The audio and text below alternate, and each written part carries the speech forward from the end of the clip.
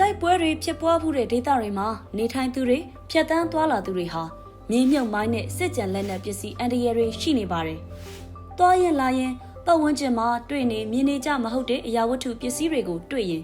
ထိတာ၊ကင်တာမလုပ်ပါနဲ့။ထိကင်တာ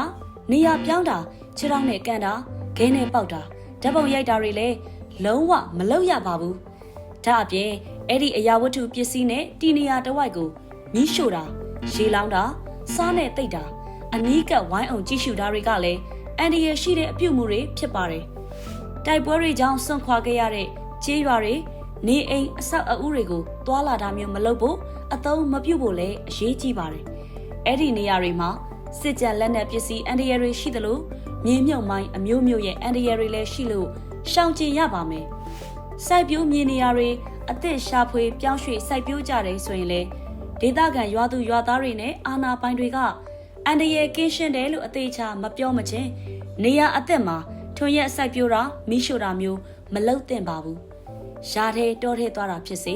တရွာနဲ့တရွာတမြို့နဲ့တမြို့ကြားကူးလူကြတဲ့အခါဖြစ်စေအန္တရာယ်မကင်းနိုင်တဲ့ဖြက်လန်းတွေကိုအသုံးမပြုပါနဲ့။လူသုံးများတဲ့ပိုပြီးအန္တရာယ်ကင်းနိုင်တဲ့လမ်းတွေကိုသာရွေးချယ်အသုံးပြုပါ။သွားရင်လာရင်အန္တရာယ်ရှိအမှတ်အသားတွေတွေ့ရင်ခက်ဝေးဝေးကရှောင်သွားပါစူးစမ်းတာအနာကပ်ကြည့်တာမျိုးတွေမလုပ်ရပါဘူးအန္တရာယ်ရှိတဲ့အပြုအမူတွေကိုအချင်းချင်းမျှဝေအသိပေးရင်ချစ်ခင်ရသူတွေကိုမြေမြုပ်မိုင်းနဲ့စစ်ကြံလက်နက်ပစ္စည်းအန္တရာယ်ကနေကာကွယ်ပေးကြရအောင်ပါ